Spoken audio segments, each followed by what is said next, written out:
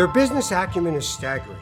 Their wealth is subject of envy. But behind the money, the notoriety, and the often unwanted attention is a sense of purpose, to help those in need, to build a legacy to be proud of. This is a series that delves into the lives of those who give. This is The Philanthropists.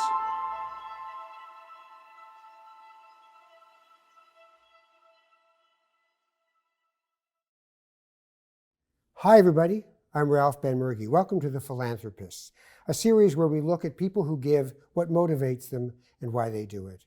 Joining me today are two brothers, Fred Wax and Jay Wax. Hi. Hi, Ralph.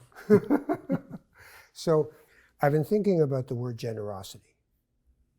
And for some people, being generous is hard to do because they're worried that they're giving something away and they're not going to get it back. Or if they give it away, are they going to get more? How does generosity fit into your lives back then and as you grew up? Were you generous as you were getting older, or was it something you had to wait to become?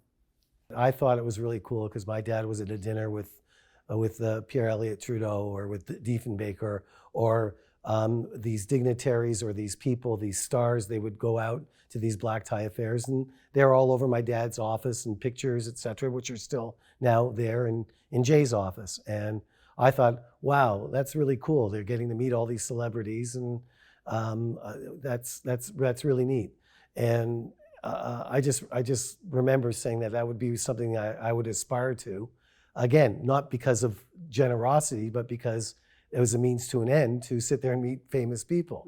I started to excel once I got out of school and started building my career, and it came extremely easy for me, and I was very successful. And I realized there's something, between age 20 and 30, my life was it was nuts how it accelerated. And I figured, okay, what do I have to look forward to now in the next 10 years? And then I had a daughter who almost passed away.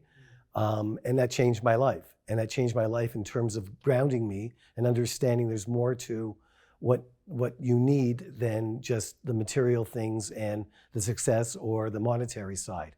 And that was a real wake-up call for me that I needed, because I needed a kick in the ass. And I started getting involved with sick kids and started getting involved in charitable work, et cetera. And I realized it was extremely gratifying. And I was good at it. Again, that came easy to me, and I was never frightened to ask anybody for anything.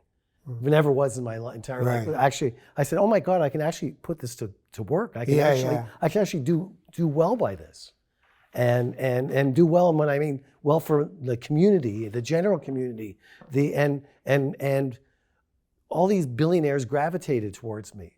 For some reason, they just thought I was charming and I was committed. I would say, Barry and Larry and Jerry and all these people. I could speak to them. I could get them to support what I was doing, and it put me in leadership positions. What actually happened to you in terms of the way you changed? How did you change? I just realized that God could flip you on your side in without a moment's notice, and don't take anything for granted, and life is fragile, and I think about my parents. I think about my dad came from an extremely wealthy family, and I have pictures of him in his tennis garb and dressed to the nines, and et cetera, before the war, and then I have a picture which I carry with me always of him on the day he got liberated, and I realized that it doesn't only apply to the Third Reich. It applies to day-to-day living, just being a human being. And it was really a scary time in my life, but it made me stronger. My daughter had open heart surgery this year, and I navigated through that, and she was the first person to see Dr. David in 2021, and I know how to get things done to look after my family and then to look after the community, and there's no, I find it, by the way, if I was to sit there and think of my legacy, and I've helped to build some very large businesses, but I think about what I've done in terms of my work in tzedakah as far greater things that I've done in my life than anything else. Philanthropy is an interesting thing because it can also animate the, hey, look at me, aren't I a great guy? So how do you keep that ego in check when you know that you walk in the room and they're like, this guy's got the money? How do you do that? I used to always take the analogy that, Jews are great sports team owners, not great athletes in most cases, unless you're Zach Hyman or the like. But the bottom line is that if you can take your skill set and apply it, all the basic principles that you use in business or what you're good at, and you make it a competitive situation, it gets your competitive juices going. And that's really what I look at. Like I look at that. I was the chair of the Sunnybrook Foundation, and last year was the greatest year in the history of that foundation of money fundraising. I always like to try to break records, and I say it's not for me, but I'd be lying because it is for me because there is an ego part of it. But in the end, all the proceeds go to the organization.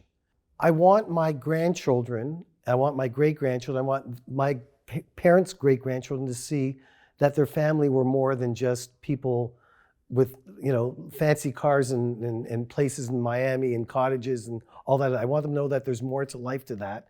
And my kids and Jay's kids are all following suit, and they all have their own organizations that they're involved in. And that's the legacy. And my dad tells this great story always. In 1967, they just did their first big deal, him and his partner. And they ordered two brand new sports cars.